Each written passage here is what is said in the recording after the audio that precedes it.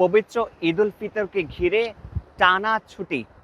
এই টানা ছুটিকে কেন্দ্র করে কক্সবাজার সমুদ্র সৈকতের পর্যটন ব্যবসায়ীরা স্বপ্ন বুনছে তাদের দীর্ঘদিনের ব্যবসায়িক মন্দা কাটিয়ে ওঠার জন্য। তারা আশা করছেন এই টানা ছুটিতে তাদের যে ব্যবসায়িক ক্ষতিগুলো হয়েছে সেগুলো তারা চুকিয়ে উঠতে পারবে এবং ব্যবসায়ী সংশ্লিষ্টরা মনে করছেন তারা এই টানা 9 দিনের ছুটি অর্থাৎ আগামী শুক্রবার থেকে শুরু হওয়া এই ছুটিকে কেন্দ্র করে কক্সবাজারে লাখো পর্যটকের সমাগম ঘটতে পারে।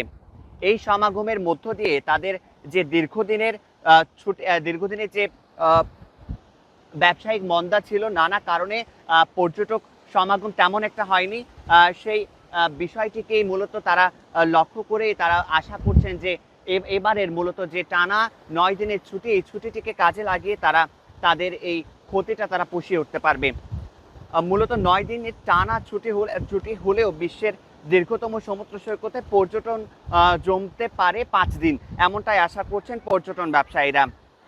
মূলত এখন পর্যন্ত আমরা কথা বলে যতটুকু জানতে পেরেছি, প্রায় সব হোটেলেই 70 থেকে 80% অগ্রিম বুকিং সম্পন্ন হয়েছে এবং এর পাশাপাশি মূলত আমরা কক্সবাজার ট্যুরিস্ট পুলিশের সাথে কথা বলেছি এবং তিনি আমাদেরকে যেমনটা জানিয়েছেন, পর্যটকদের নিরাপত্তার সাথে মূলত সব ধরনের নিরাপত্তা তারা দেওয়ার চেষ্টা করবেন এবং নিয়মিত পুলিশের টহল এখানে থাকবেন।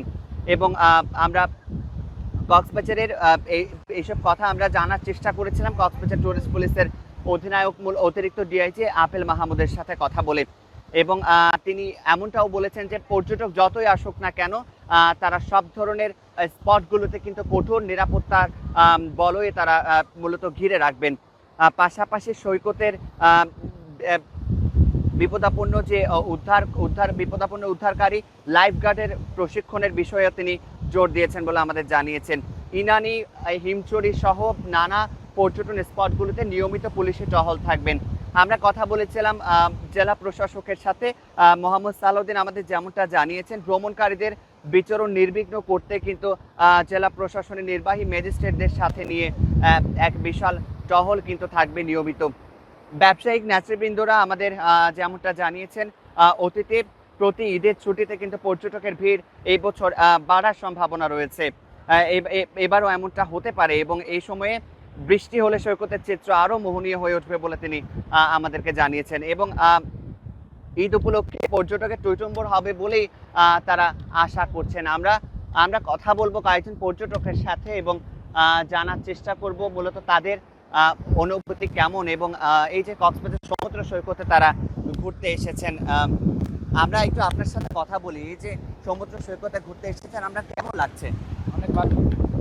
আপনি কোথা থেকে এসেছেন? নোয়াখালী থেকে আসছেন। নোয়াখালী থেকে কখন আসছেন আপনি? আজ 3 দিন হয়েছে। তো সমুদ্র সৈকতে আপনার কেমন লাগছে দেখে? আমার ভালো লাগতেছে, ভালো লাগতেছে। আমরা একটু আরেকজনের সাথে কথা বলি, যে সমুদ্র সৈকতে ঘুরতে এসেছেন, কেমন লাগছে আপনার? ভালোই লাগছে, আলহামদুলিল্লাহ দিলে ভালোই, মোটামুটি ফিল্ডটা ভালো হয়েছে। কোন কোন স্পট ঘুরেছেন?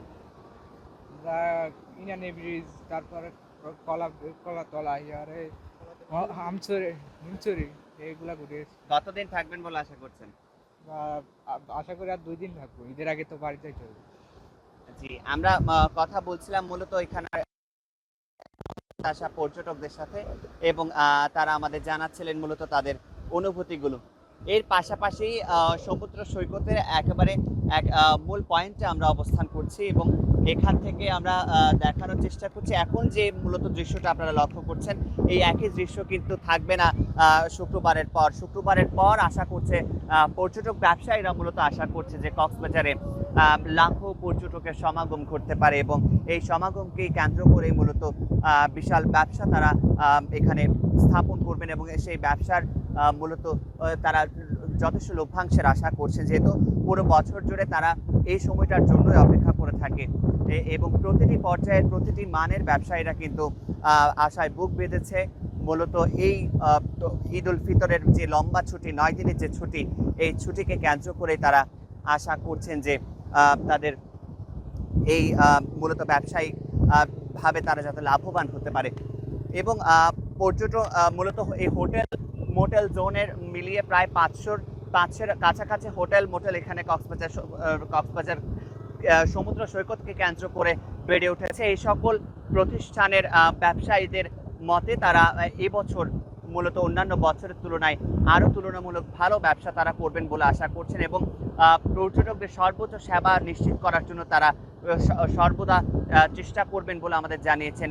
আরেকটি বিষয় জানিয়ে রাখতে চাই, সমুদ্র সৈকতের মূলত একেবারে তারকা মানের যে হোটেলগুলো আছে সেগুলো পর্যটকদের বরণ করার জন্য মূলত সাজসজ্জাগুলো ইতিমধ্যেই শুরু করে দিয়েছে এবং তাদের সাথে কথা বলে আমরা যতটুকু জানতে পেরেছি অগ্রিম বুকিং হয়েছে প্রায় 70 থেকে 80% হোটেল এবং তারা পরামর্শ দিয়েছেন যারাই মূলত সমুদ্র সৈকতে এই ছুটিতে আসবেন তারা যাতে অগ্রিম বুকিং দিয়ে আসে, যাতে কোনো ধরনের রুম পেতে যাতে বেগ পেতে না হয়। এতক্ষণ আপনাদের সাথে কথা বলছিলাম কক্সবাজার থেকে আমি আসিফুজ্জামান সাজিদ।